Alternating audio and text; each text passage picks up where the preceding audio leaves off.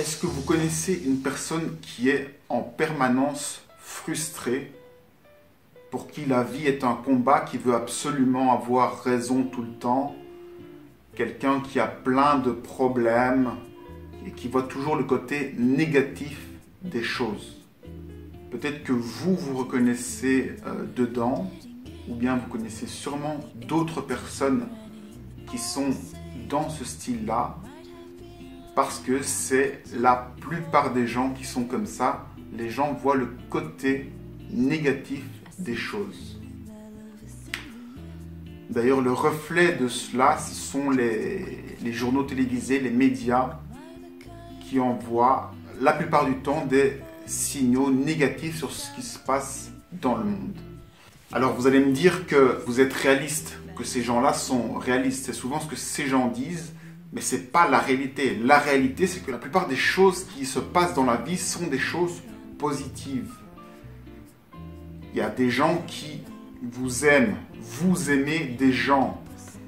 Je me souviens, c'était à la douche, il y avait des portes qui claquaient facilement. Il suffisait de tirer un peu et paf, ça claquait et ça faisait énormément de bruit et ça énervait tout le monde. Et ce qui est incroyable, c'est que la plupart du temps dans les douches, les portes ne claquaient pas. Les gens faisaient attention et fermaient doucement la porte et refermaient pour que ça ne claque pas. Et de temps en temps, ça claque parce qu'une personne ne connaît pas le lieu ou n'a pas fait exprès. Et là, on entend des gens qui râlent. Mais ce qu'il faut bien réaliser, c'est que la plupart du temps, tout le monde fait attention à bien fermer la porte de la douche pour qu'elle ne fasse pas de bruit. Et ça, évidemment, il n'y a personne pour le relever. C'est pareil quand les gens qui brûlent les feux rouges. Il y a toujours 1% des gens qui vont brûler les feux rouges. Et on va commencer à râler sur ces gens-là. Alors que on ne s'imagine pas que 99% des gens attendent sagement au feu rouge et sont sages comme des images. Et on est tellement braqué sur le négatif que on est habitué par réflexe à voir le négatif dans tout ce qu'il y a. Il faut donc s'habituer à regarder le côté positif des choses. C'est quelque chose de plus constructif. Et selon Tom Campbell, toutes ces choses négatives, cette vision négative, ce n'est que le reflet de nos peurs. Donc tout ça, ce sont des conditionnements de la peur, c'est des expressions de la peur. Et la peur, c'est l'opposé de l'amour. L'amour avec un grand A. L'amour avec un grand A, c'est quoi? C'est l'amour inconditionnel.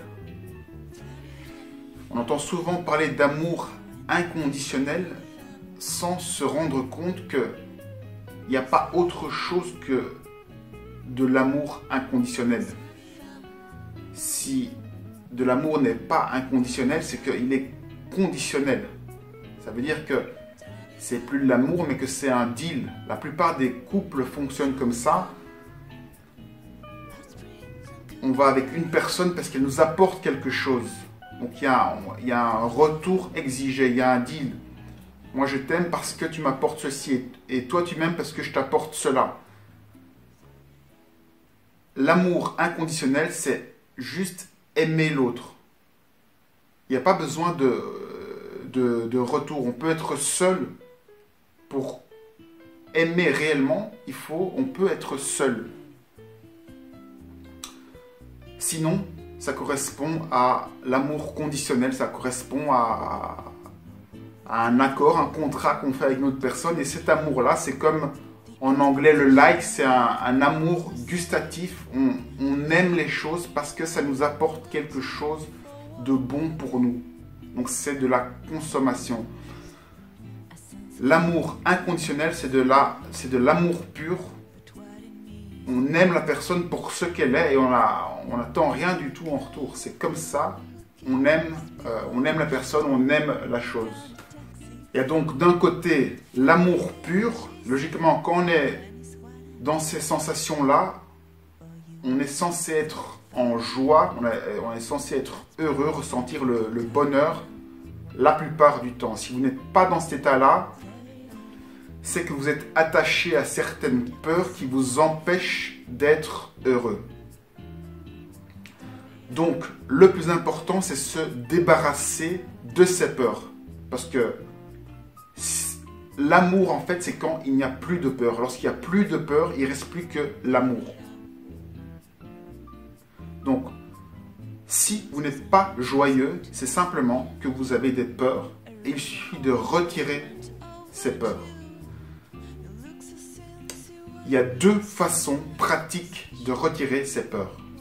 La première chose, c'est d'être soi-même.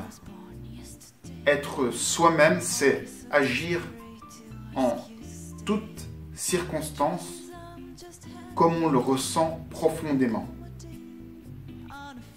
Ne jamais jouer un rôle pour se valoriser ou se donner plus de valeur que ce qu'on a. Toujours être fidèle à soi-même, dire ce qu'on pense, être soi-même le plus souvent possible. Être soi-même, c'est savoir respirer avec le bas du ventre et être en permanence détendu. Si vous êtes tout le temps détendu, vous êtes vous-même. Dès qu'il y a de la contraction, que vous respirez par le haut, c'est que vous commencez à jouer un rôle. Soyez tout le temps détendu et lorsqu'il y a une sensation négative, essayez de la ressentir.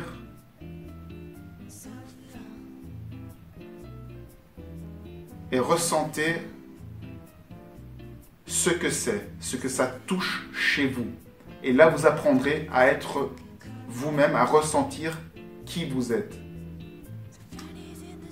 Ça, c'est pour la première chose.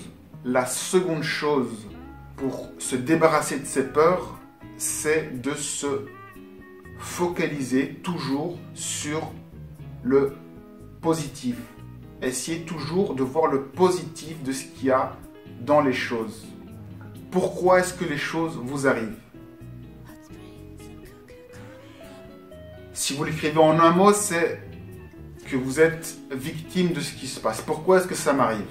Et si vous l'écrivez en deux mots, pourquoi est-ce que ça m'arrive? C'est que les choses se présentent dans un bon sens pour vous aider. Qu'est-ce que cette chose, qu'est-ce que ce problème va me permettre de résoudre comme problème que j'ai personnellement. Donc, essayez de voir chaque problème comme une occasion de découvrir qui vous êtes et de surmonter vos faiblesses. Surmonter ces faiblesses, c'est quoi? C'est avant tout accepter ces faiblesses, c'est accepter que vous êtes médiocre, accepter que vous êtes faible, accepter votre part féminine, accepter votre part masculine, accepter qui vous êtes. On en revient au premier point. Mais donc, voir le côté positif des choses et être vous-même en permanence, c'est le duo gagnant pour se débarrasser de cette peur et être heureux. Vous allez vous demander pourquoi le titre de la vidéo s'appelle La loi du karma. Tout simplement parce que la loi du karma, c'est simplement l'amour. Il faut faire les choses avec amour. Amour, ça veut dire pour les autres, à l'inverse de la peur où c'est pour moi-même. La loi du karma, c'est quand vous faites les choses pour les autres. Donc, ce qui compte, c'est l'intention que vous mettez dans les choses. On peut avoir l'impression que quelqu'un fait quelque chose de mal, mais au fond, c'est pour les autres. Donc, c'est l'intention qu'il y a derrière chacun de vos actes qui fait que ce soit un bon karma ou un mauvais karma. Vous pouvez très bien donner une pièce à un clochard et le faire en méprisant la personne, en rigolant.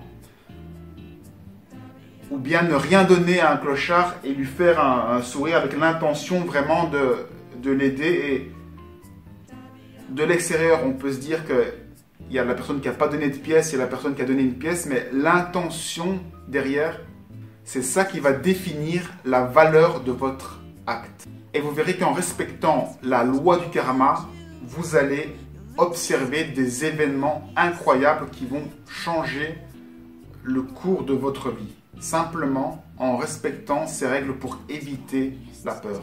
En étant soi-même, on découvre la force qu'il y a à être faible.